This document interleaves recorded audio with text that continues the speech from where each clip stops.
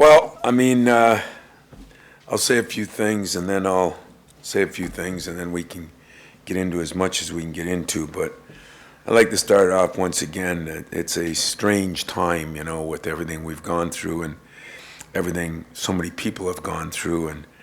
But pausing to remember those that we lost on Monday night is first and foremost. When you start and you think about a game, and I must have said this 100 times, it's Michigan week, it's a big week. And probably to their staff too. I know Joanne sent me a text, and all of his assistants did, and it makes you realize that games are important, but not as important as some things. We're continuing to pray for the individuals at the hospital that I got a chance to go visit. I'm thrilled to hear that one of them's been upgraded to stable because a lot of them were in serious shape. But I'd like today's focus to be on Saturday's game the best it can. I do understand, though, that you have questions regarding the last few days as it relates to not only my team, so I'll touch on it briefly. I think our department did an incredible job. Alan Heller, right after it happened,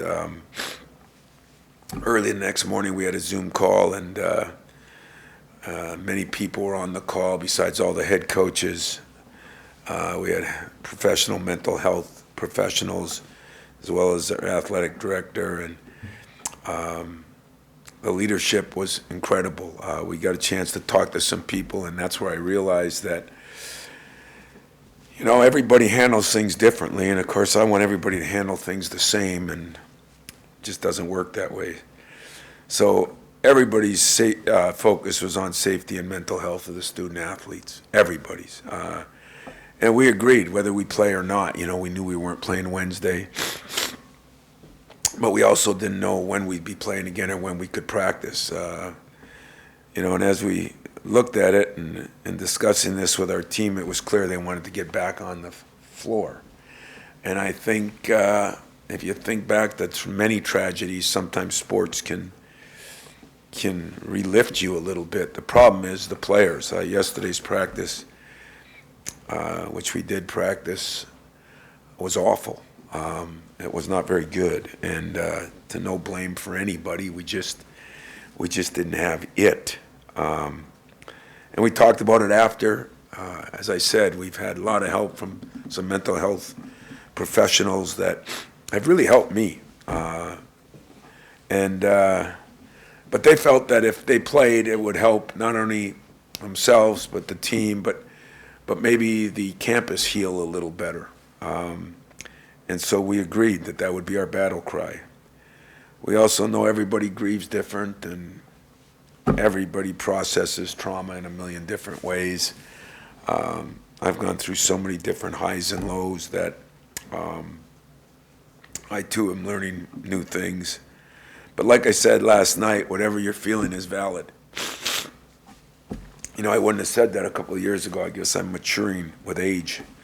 I have a better understanding right now that not everybody processes things the same way, whether you're a fan, a coach, a media member, a player, or just a student. And that leads us to where we are now. It's prepping for Michigan. So before opening questions, again, I know you have a job to do, and I've learned that from my boss, and for the most part, appreciate the job you have to do, and I respect it. You've shown me and my players this week, you've been great. I'm sure y'all wanted a million questions, and I know you have questions, so I'll do my best to answer a couple of those. But like I said, I'd like to spend most of my time on Michigan, but I will,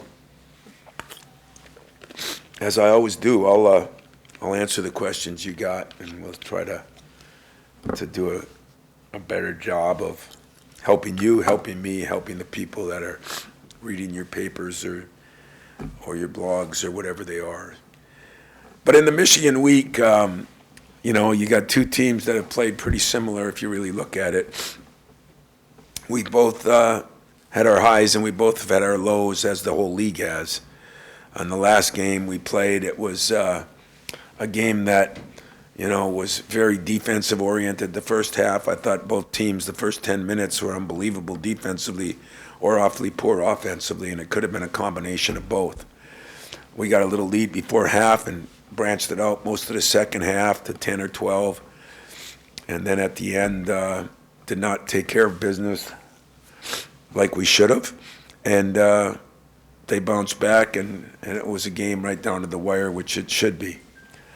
I think, Dickerson is a load. He's always been a load, a very good player. I think Jet Howard is a big key for them. I think when, he was hurt for that one game, they weren't the same. I personally think he's leading candidate for Freshman of the Year. He seems to do his job, take care of business, doesn't say a word to anybody. I've been very impressed with him. I got a chance to spend a little time with him at Media Day.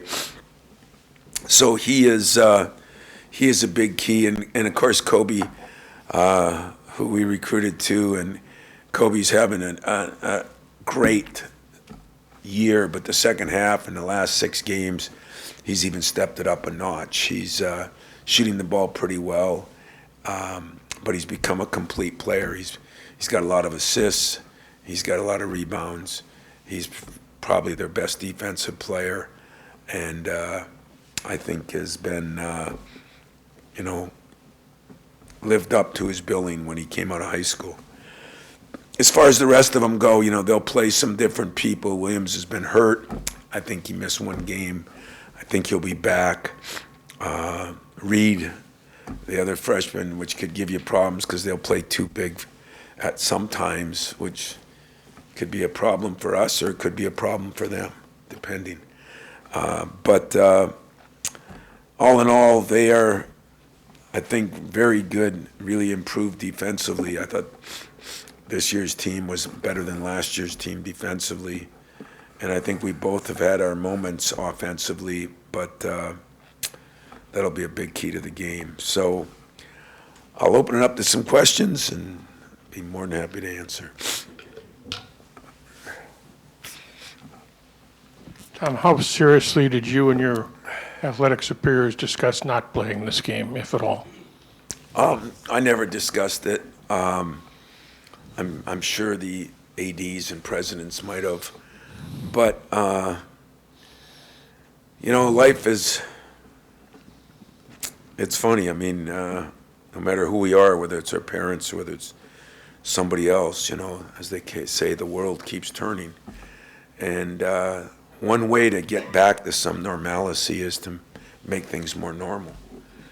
And unfortunately, we've had a lot of things in the last 10 years that have given us a blueprint for this, whether it be 9/11 way back or whether it be some other things that have happened, where I think you've just got to figure out a way to honor the people that were senselessly killed, and yet our way of being able to do that is to play the game.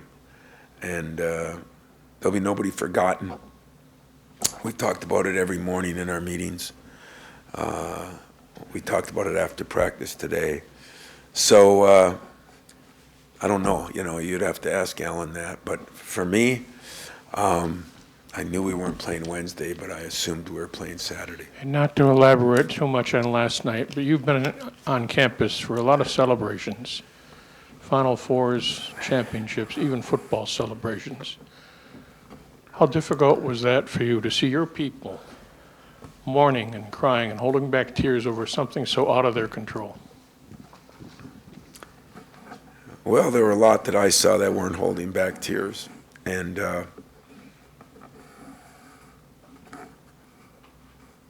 I'm honored that you'd say my people. I guess that means you've been here a long time. But I was overwhelmed, to be honest with you. Standing there looking out over that crowd. What a tribute to those 3 students. What a tribute to Michigan State in a way. What a tribute to their families that people cared enough. The flowers, the different things that went on. I was, you're right, I've been through some celebrations, I've been through some tough times, but that was one of the more moving moments in my career. It really was. Tom, you mentioned last night about Stephen being near that. I guess, can you elaborate on that a little bit and maybe take off the coach hat and talk as a father about what that must have been like? You know, he went over to pick up his girlfriend. She had a class. I was supposed to get out around 8:30, 8:45. Went there a little early over to the Union, and as he pulled up, I mean, police came running at him to get out of there and do this and that. And when he told me that, when he came here, and I had my radio show that night, or probably would have been working, but he came here, and I told him to barricade himself somewhere on campus. And he called us from one of the boxes in Breslin. And thank God we had a couple of our GAs and video guys working. And at 9:30 or so, he got a hold of them. They all came down to the weight room and the visitors or the alumni locker room, and they stayed in there till after 1 o'clock at night. And I kept saying, I'm going to go pick him up. And they said, no, you can't do that. And that was a little difficult, but you know, I'm in no way, shape, or form feeling like some of those parents where kids have been shot or killed or were right there in the classroom when he came in. But it was fairly traumatizing for Stephen. I thought he was okay, and then yesterday he had some moments and some people really helped him out. So I was greatly appreciative of that. And, you know, what do you say? I think the greatest thing I've learned, guys, gals, is everybody handles trauma differently. I just, you know, some things might be water off a duck's back that happened to you, and it seemed like a little thing to someone else, they're a big thing to you, and vice versa. And that is, of all the things I learned, I appreciate our mental health people more than ever on that Zoom call on Tuesday morning. And give Ellen Haller credit, give Chief Lynch credit. The job those people did in a short period of time was unbelievable. And I think Stephen got good advice, and he did what probably 20,000 students on campus did. They listened to what they were supposed to do. And that doesn't happen with 18 to 22-year-olds. And they did it in an incredible way, and probably maybe even saved other lives, but helped other people. So it was impressive. The way a lot of people handled it. And me, I just sat home and watched the news and listened on the radio and tried to call people, and it was a scary time for everybody. Tom, today Michigan put some stuff out about what they're planning to do Saturday in terms of shirts they're wearing, moment of silence, fight, you know, playing the alumni, all those things. In a rivalry that probably admittedly has gotten a little on the nasty side the last few years, can something like this and the support they've shown, maybe, you've talked about the sports helping and healing. Yeah. Can this be a moment where some of that kind of comes together a little better? Yeah, you know, like I said, I mean, Saudi Washington, a good friend, Phil Martelli, you know, Juwan, he had a game that night, he was in, Tuesday he was in Madison, and they all texted and called, and that was greatly appreciated, and I heard there might be some things, and, you know, like I tell you guys all the time, you can hate your rivals. That's the way it's supposed to be, as long as you respect them. And I think that anything they do, we do. shows respect for a lot of things, respect for schools, respect for human beings. So I don't know everything that's going to go on, and it's going to be an emotional day, I'm sure, for everybody. But from what I heard, I greatly appreciated the support that I've gotten from the University of Michigan, the texts I've gotten from people, the way their university has stood up. Does it help? Of course it helps. Hopefully it. I think what you realize is everybody's in the same position in these jobs right now. The world's gone mad a little bit. And what can happen here can happen at Northern Michigan, can happen at University of Michigan, can happen at Eastern Michigan, could happen every and anywhere. And so I promise you this, whatever they're feeling, it would be reciprocated if the tables were turned. Tom, you mentioned, the things that this program's had to navigate and, moments of trauma. I think specifically of Zachary's death. And, what have you kind of gleaned about, and I don't know if it's consciously or subconsciously changes how you coach guys and things like that, but dealing with players going through these emotional waves in the aftermath, not only the first game, but the game after that and things like that you can use or that you've learned? I do think of my own son, or I think of my seniors, and the last 5-6 years, there's been a lot of things that have happened, and I feel bad that, you go to college it's supposed to be a safe place, safe haven, and you have COVID. I think my kid went to 1 semester of classes in his first 3 years, and who knows how these kids are going to go to class now. I'm going to be going to class like this? I don't know. I have no idea. And I'm sure, again, it'll affect everyone differently. But how do we cope with it?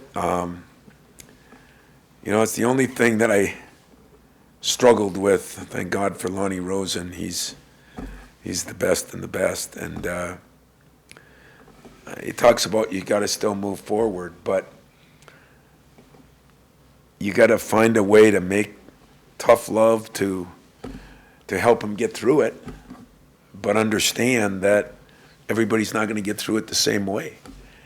And that's difficult, I think I've changed a lot in the last 5-6 years, sometimes for the better and sometimes for the worse.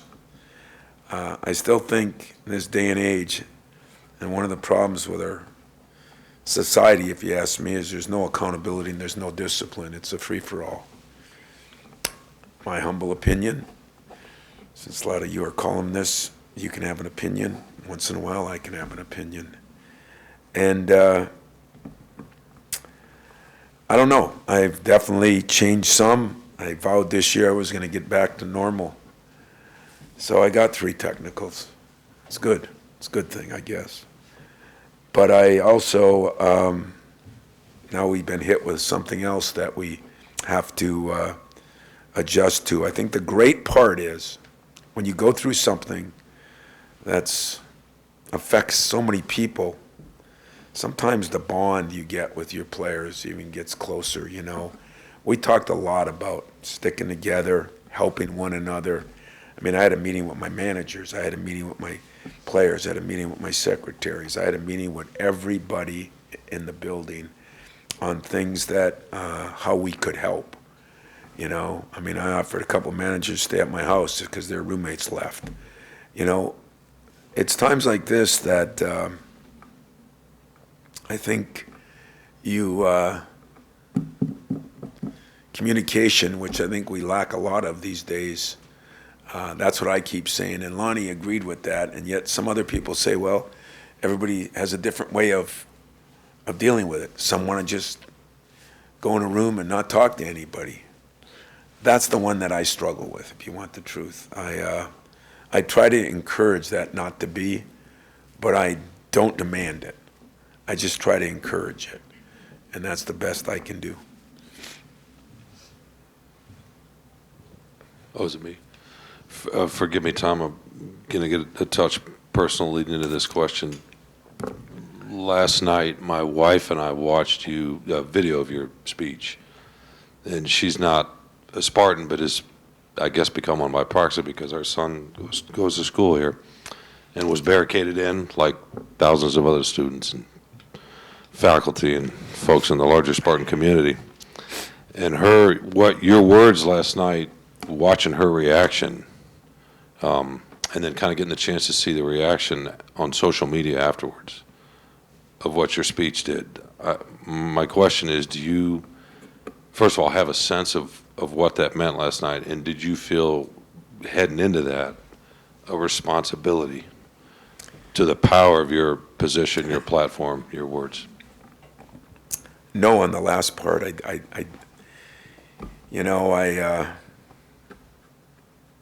I'm honored that I was chosen to be able to speak. I really was. That's a privilege.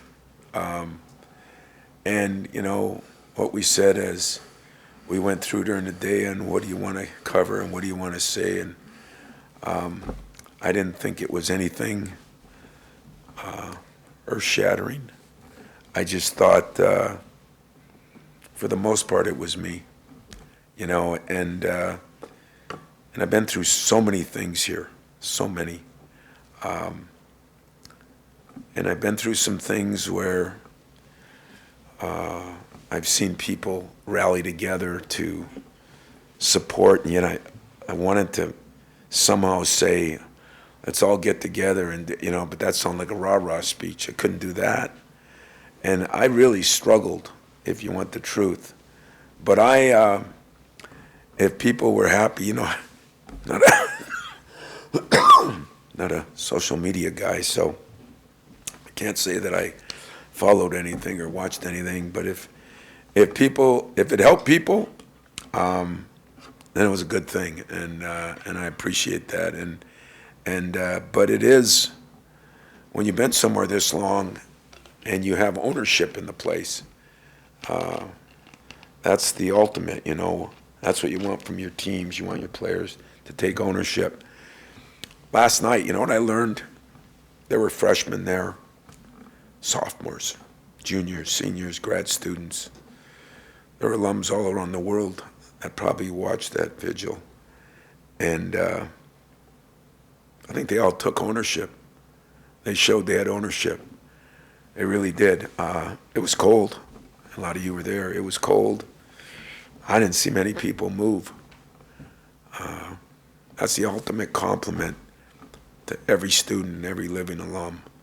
And I appreciated that. I just kept saying up there to the different speakers, can you believe this?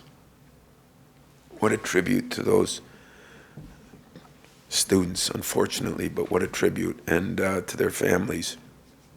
So I didn't know everything, but I'm glad that if somebody felt better, thought I was right, I appreciate that. Coach, can you talk about what's been inspiring to you throughout your career here, and again, during this time of tragedy, as you attend the vigil and you hear from rivals and also students, players, others, where do you draw inspiration as you look around during this extremely difficult time, a time like no other? Well, one of the first guys that called me was Seth Greenberg, and if you remember, he was the basketball coach at Virginia Tech when 31, 33 students were killed by a gunman, and he helped me, and then I got calls from Baylor and UCLA and Mike Krzyzewski, and I mean, just person after person, because I think they all know that, unfortunately, and this has to change, this is becoming too common.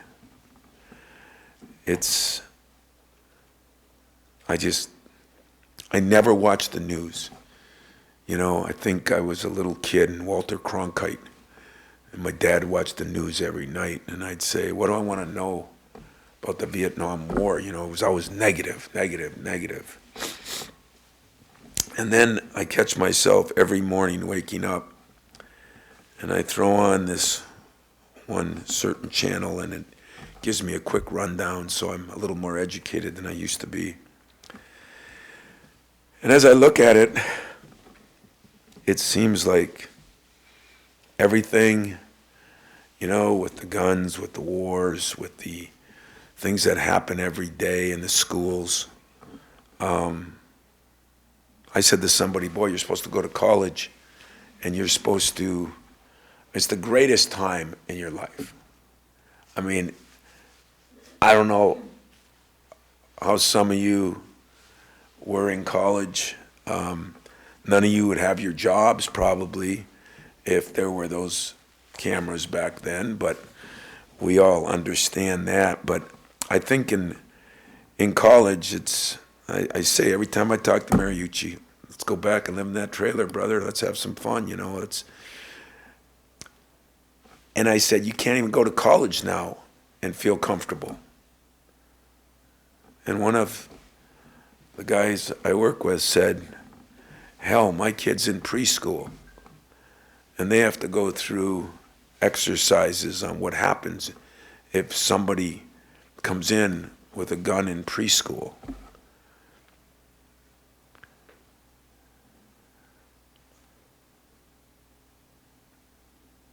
That angers me. And if we don't start holding more people accountable, I don't know if it's going to change.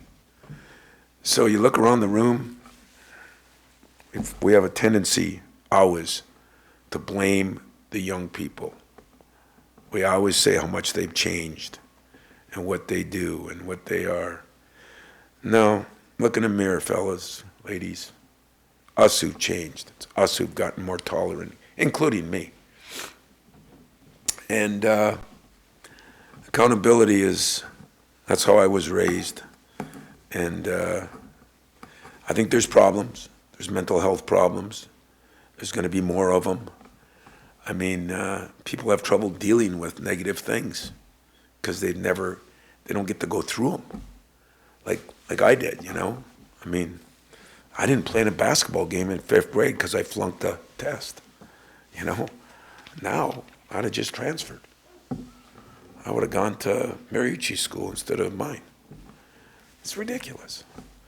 So I have a problem with some of those things. Maybe when I get out of it, I'll become an activist. But I have been overwhelmed by the people that have reached out. Overwhelmed. And I just say to myself, I get them and I think, oh, that was nice, I just said it. Then I realize, why did he say it?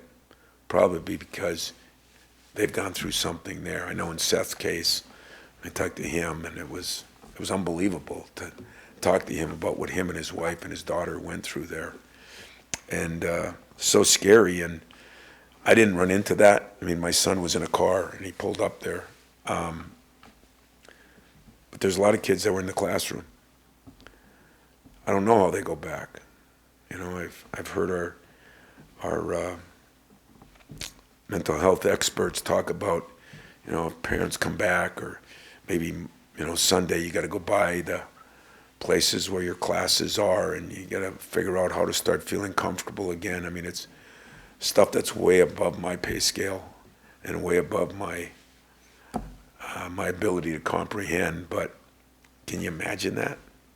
I'm supposed to take my son by a classroom because of what happened. Feel bad for our generation of kids now, and I don't like everything they do. I don't like the freedoms that everybody gets. But I definitely don't blame them. I look in the mirror and blame us. That's me. Anything else? Well, I'm going to talk a little bit about the game, and I you know what? I really do appreciate, and I said I was going to answer one or two, and I answered all of them because I respect the way you respected me, and I'm sure y'all wanted to call and this and that, but the game will still be the game, and hopefully it'll make some students here and some students there sit at a local restaurant or pub or sit in the dorms or just be together and be able to cheer or boo and try to get back to some way of looking at things in a normal way of doing it. But both teams are playing for a lot right now. This season has been like no other. I've never seen 5, 6, 7, 8 teams in the middle that one game could mean this or that. You know, everybody's looking at tiebreakers.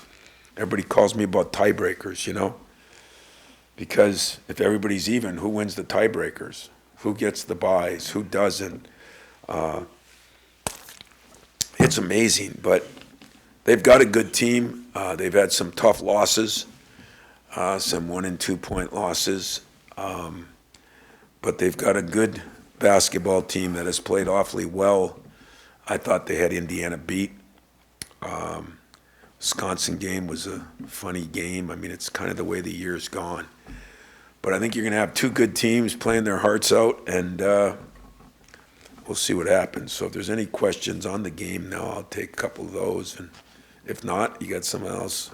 It's not in the game time, I apologize, but I was curious that if you could recount the process of just learning where all your players were that night, how Yeah. quickly that process happened, were they together, were they scattered, and just how they spent that night once everything unfolded.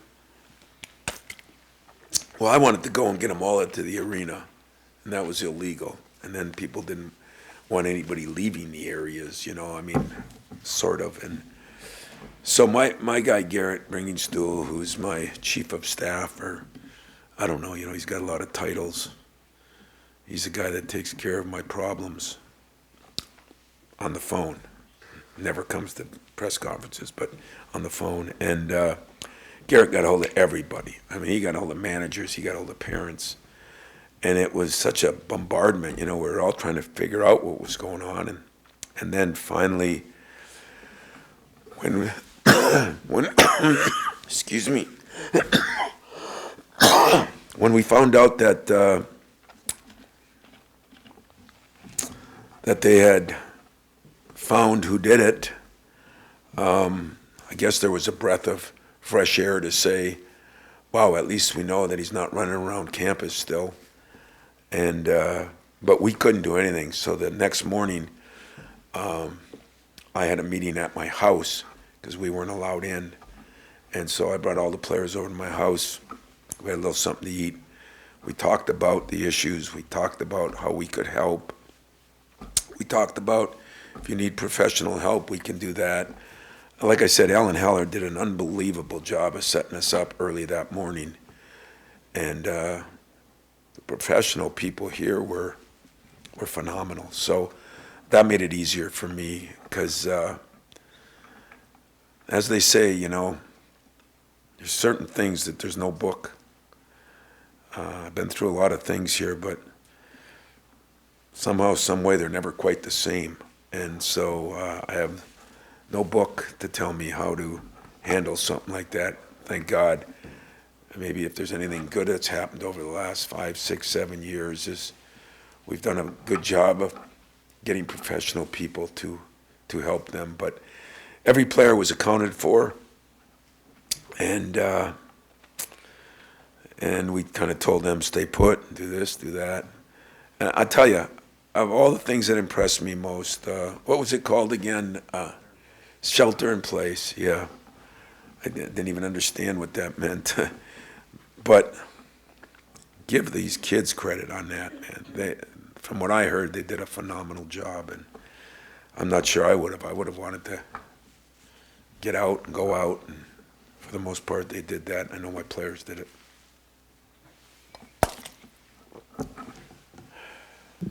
If you want to talk about basketball a little bit, how did you get the players to snap back into it today? How hard did you feel like you could get on them, and how did you handle that? Honestly, you're supposed to say no lie to me. I talked to some of the professional people too, because my personality is, let's get after it.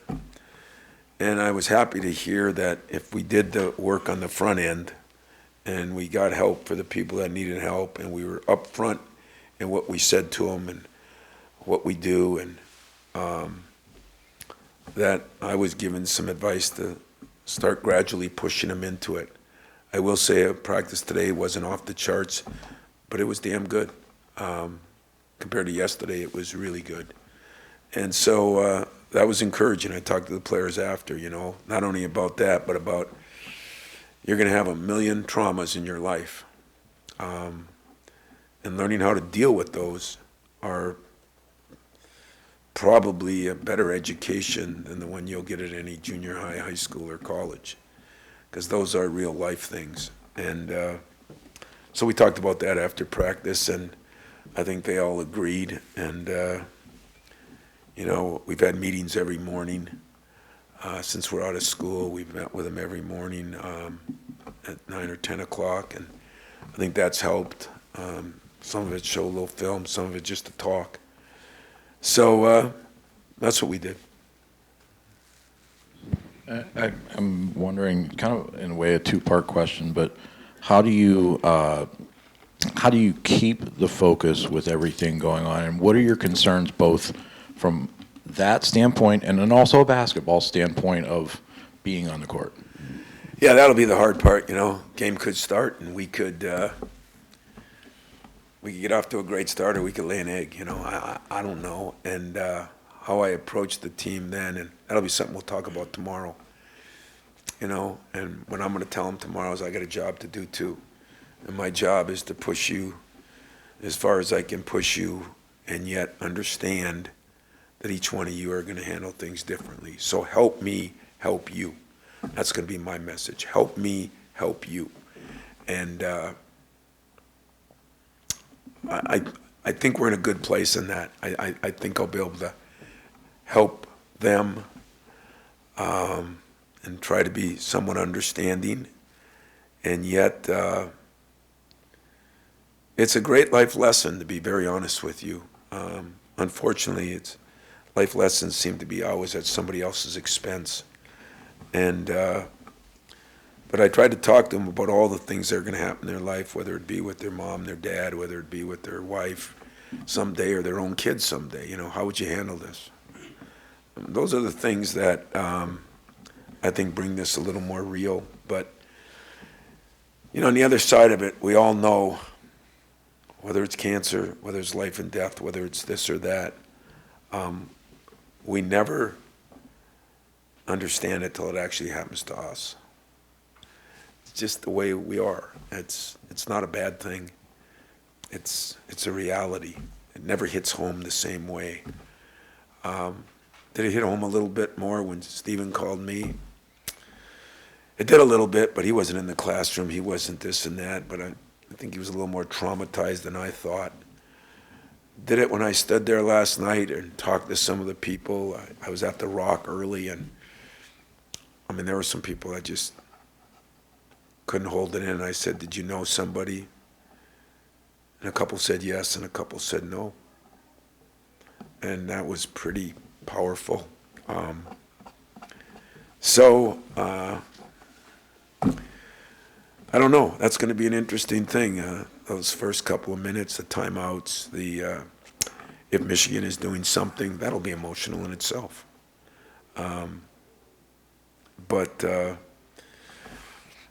going to do what I do. I'm just going to try to handle it the best way I know. And but where I've become a little different is now I meet with people, I talk to people that have been through this more than me. So I'll talk to Seth again, and I'll talk to some other people that have been through it, and how did you handle it? And hopefully it'll help.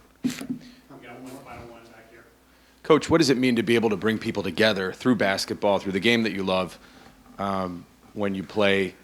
You talked about people meeting in pubs and supporting one another, and Yeah. basketball, aside from the competition, will allow people to come together and to cheer and to feel a slight amount of normalcy, as you said, with the weight of everything that's happening. I wanted to say that last night. It sounds so selfish to me last night.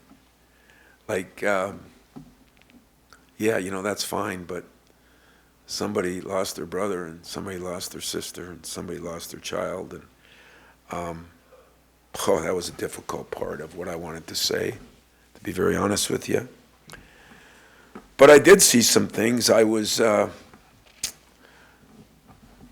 was coaching the 49ers. I went out to the game when, the first game after 9/11, it was in New York. And I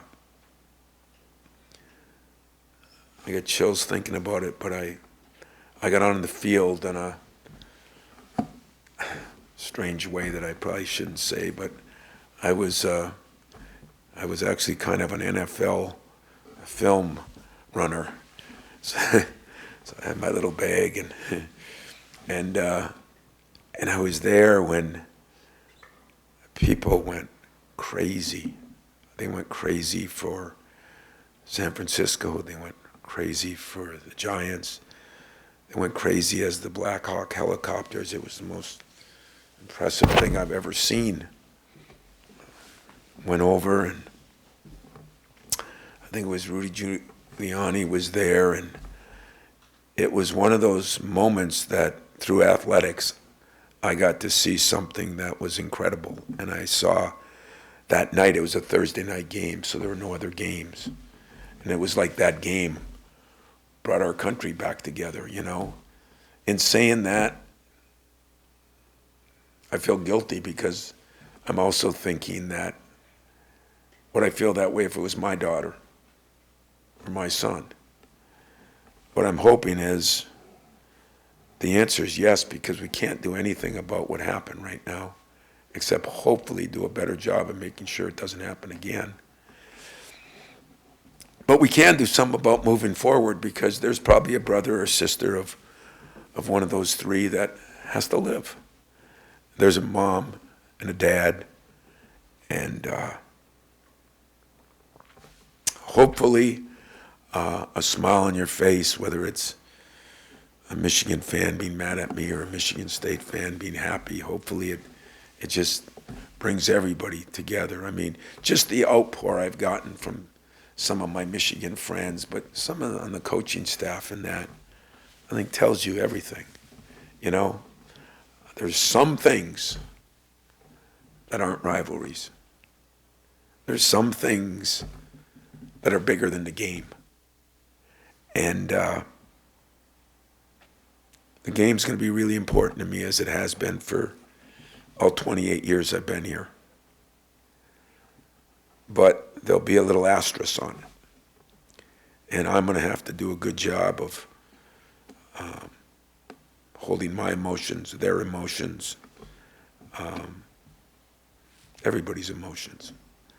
And it'll be another good life lesson. And when it's over, that'll be one of the things we talk about right in the locker room, win or lose. So I appreciate the way you guys have been. It's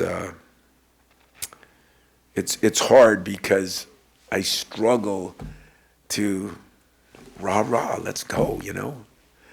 I really struggle to feel that way unless I can be helpful. You know, when I went to the hospital, I got a call that one of the kids in there was from China, and one of the kids in there was from Lansing, and they were huge basketball fans. And as I was walking in, the nurse grabbed me and she said, "You don't know how excited he is to be here, that you're here." I couldn't comprehend that. But if I brought a smile to his face, God, I do that every day of the year. So I appreciate all of you. I will say this. Let's figure out a way to change the world. Let's figure out a way to do a better job. And those of you that have kids, relatives, let's figure out a way to keep their world safer than the one we've been in here in recent years. Thank you, guys.